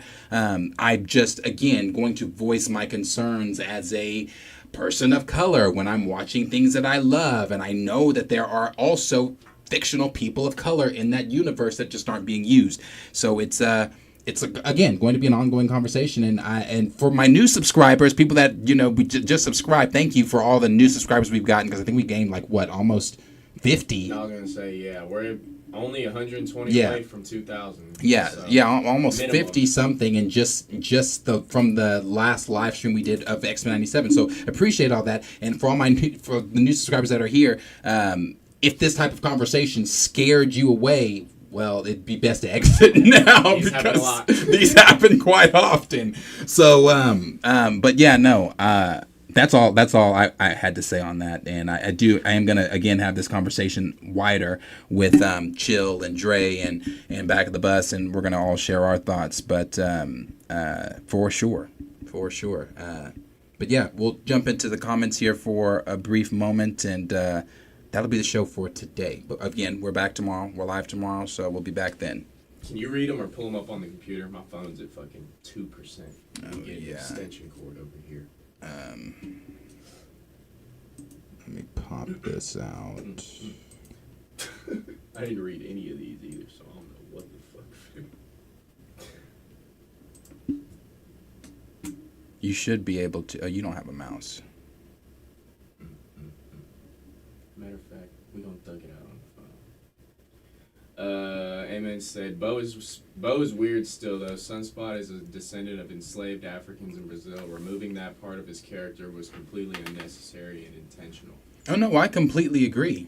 That's why, the whole. I mean, that was the point of it. I completely agree with you.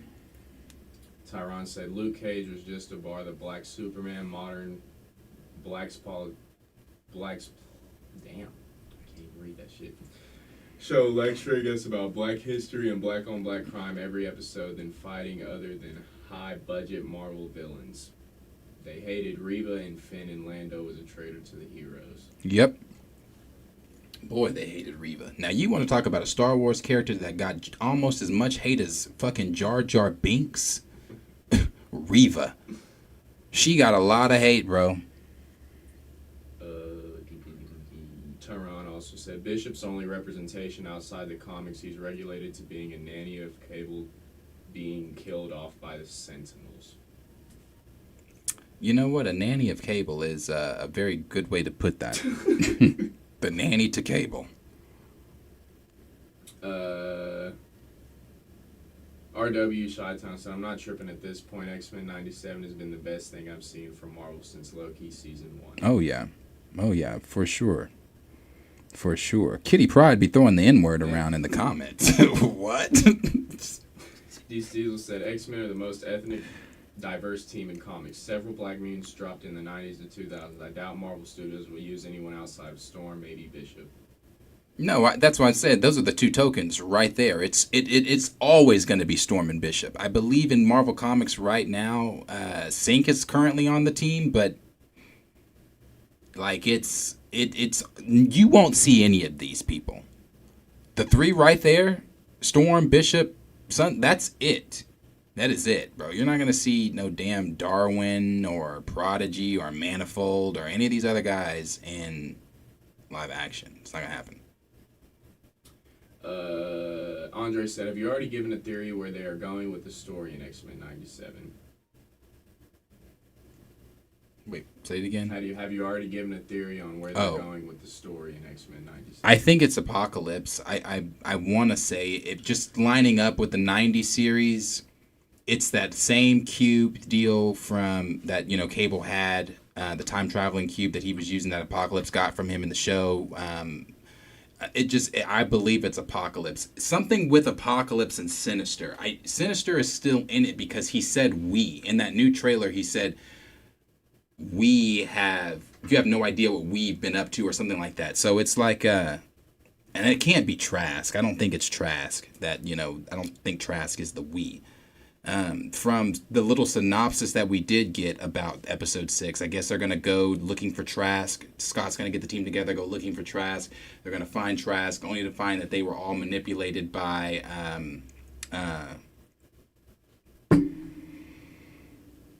fuck. I don't know why my mind is blanking. The mind fuck the Sentinel. That's the Mega Mind. The mind, whatever the fuck his name is. That Sentinel. Forget his name.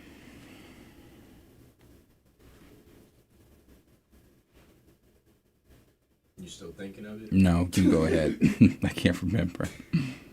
He Who Greets with Fire said, "You ever notice how dark Sunspot used to be in the comics? Now look at him." Oh, yeah.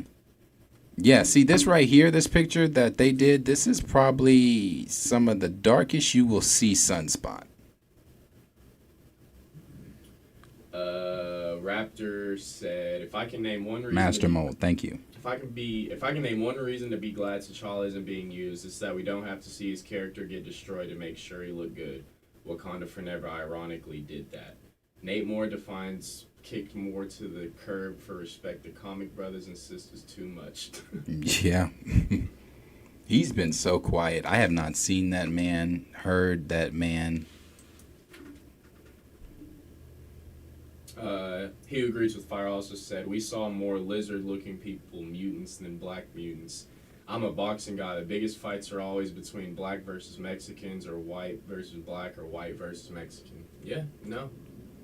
They shit, love that shit. Putting niggas up against each other. No, Antonio, you got it right the first time. It's Master Mold, not Nimrod. Nimrod is obviously you know that, the one from the future. It's not Nimrod. Are we gonna get Nimrod in this shit? He's in the 90s series, so I'd assume maybe. I didn't see him on the character list of people coming, though. My phone's at 1, so if you see any, I've read it. Like, Charles is still going to come back. Yeah, Charles is still going to come back and all that. Yeah, so, that's really it. That's really it. We have again, I'm loving the show still. I cannot wait to see episode 6, I'm not gonna lie. Oh yeah. Yeah. Wasn't none of that to discredit no, the show at all. I think it just speaks to you have a whole nother audience out there. Not saying we're not still watching. Oh but my you yeah, have yeah, a yeah. whole nother generation of kids to inspire, and I don't know, just as a black writer yourself, this is the one thing I will say he could have did better is just taking that lead.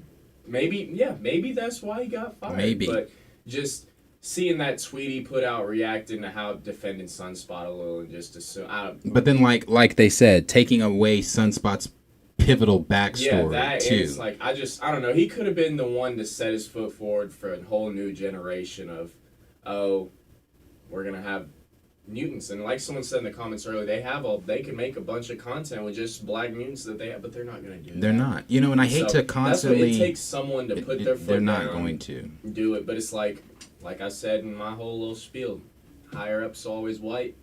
Final word, more money goes, and so if they don't want it, I mean, since the beginning of time, ain't much we can do about it. And I hate to constantly, refer it back to T'Challa or the Black Panther movies, but when you look at the Black Panther movie and you look at when Chadwick was doing interviews for that movie, one interview that constantly sticks out in my mind is when he's talking about how he saw little black, he can never hit, he saw little Black Panthers as well as little White Panthers, and he's like, that was, that's the point. That's inspiring. Like white people think fucking white kids ain't never gonna look at a nigga and be inspired. Like the amount of little white kids I seen inspired by black athletes. There was not just black, but just on the Black Panther stuff. When that movie came out, there were so many white kids dressing up as him. I remember people. There were a lot of different stories getting shared on Facebook. Yeah, where people saying how their white kid got bullied for wearing. Because I remember defending all that. I was like, you can't tell no white kid they can't dress up as the black. That's the fucking point. That's the point. To inspire not just black, but to inspire all. Like, Spider-Man doesn't just appeal to... I'm a huge Spider-Man. I don't look like Spider, but I'm a huge Spider-Man fan. Like, so that's the point, bro. These are fictional characters that are supposed to inspire and not just inspire, but, give you the... dreams and hopes and even spark creativity within yourself. A lot of these writers became writers from what they read and things that they were, grew up on. So it's just like, Bo became who he is off of watching the shit, and the whole spiel he gave off of watching the shit he did. So it's it's stupid. It's for lack of better words, it's ignorant to take fiction to put real shit like that in fiction and take it away. So, but anyway, like I said, that's really the story for today. Yeah, Charles is still in intro, like D Stizzle said. Yeah, he is dead, Raymond. He died in the but something, I don't know. He's in the something's gonna happen where they're bringing him back because he's in the intro. His toy is still coming out, like the new Charles Xavier is still coming out. I was just listening to the shit. I forgot what her name is. Well, who's the she's not a mutant or anything. Like her power is just she keeps coming back alive or whatever. She comes back from alive and she keeps going to Charles to figure out how to. I don't know. She's essentially, if it is Kitty? No.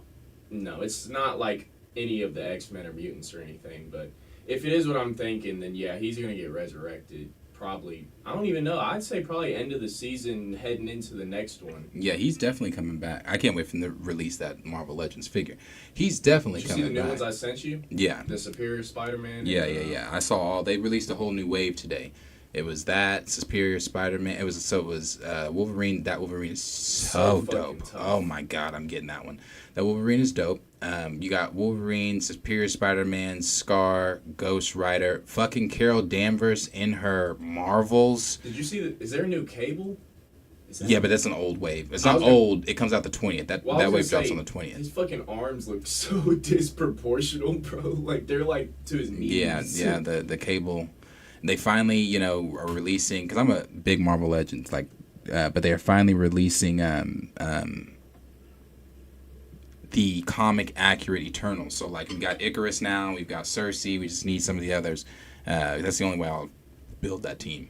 So, yeah, dope shit with Marvel Legends still coming out as far as, the show goes with X-97. They have one more wave, and I think in that wave is Apocalypse, Professor X, and whoever else. They might even throw Cap in there, just to throw him in there in a wave.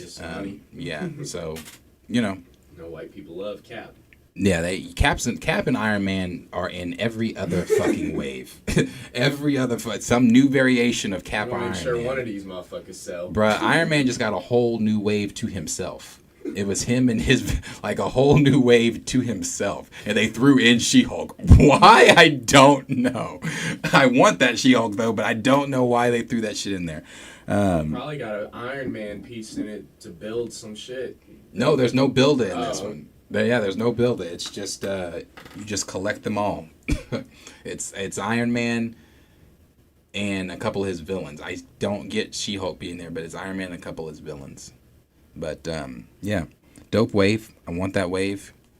Outside of that, like I said, nothing else really going on. But we will be back with you guys tomorrow to hang out. Earlier than today? Yeah, tomorrow will be regular time. Tomorrow will be 5-ish. Yeah. Tomorrow will be between that 5 and 5:30 time, but we'll be earlier than we were today. And then Wednesday's live stream will be the same as it was last Wednesday. Actually, we didn't stream last Wednesday, but this Wednesday for sure, I'm going to have the episode out that Wednesday night. So we'll film it that morning. I will have it out that night, so that that evening rather. So that can be in place of the live stream, and we can talk with you guys about it live after. But that's what we got going on. Appreciate everybody being here. Appreciate the super chats. Super kind. Always so much. Yeah. Nice little Monday. Nice love. We appreciate the love from you guys. Tomorrow. All the new subscribers, if you're watching and you're not subscribed, and maybe this, pointed you in the direction of subscribing. Subscribe. Hit the subscribe button. Miss Minutes is right there telling you to do it too. Hit the subscribe button. We really appreciate it. And again, so much love to all the new subscribers. So much love to everybody, all my guys that have been here since day one. We appreciate you guys. Thank you so much. Stellar Avenger. Yes, Stellar Avenger. So that is, thank you for popping into the chat. That is, Stellar Avenger is over on Twitter. That's Cody. Cody is Conyers. He did this picture. He drew this. So thank you for dropping into the chat, Cody. That means a lot. Appreciate you even drawing and putting so much love and emphasis on Black mutants, on Black characters in general. So that means a lot, and we appreciate you stopping in. So thank you. Art's beautiful. Yeah, the art is great. So thank you so much. Everybody go show Cody some love over on Twitter. His Twitter page is Stellar Avenger. You can follow him on Twitter, and you can follow him here on Instagram if you like. It is art.by.coco. And again, that is Cody. So Cody, thank you for stopping by and showing some love and for the beautiful art. Again, everybody, thank you so much. See you guys tomorrow. Like, subscribe, share with your friends, and I will see all of you guys in the next video. Peace out.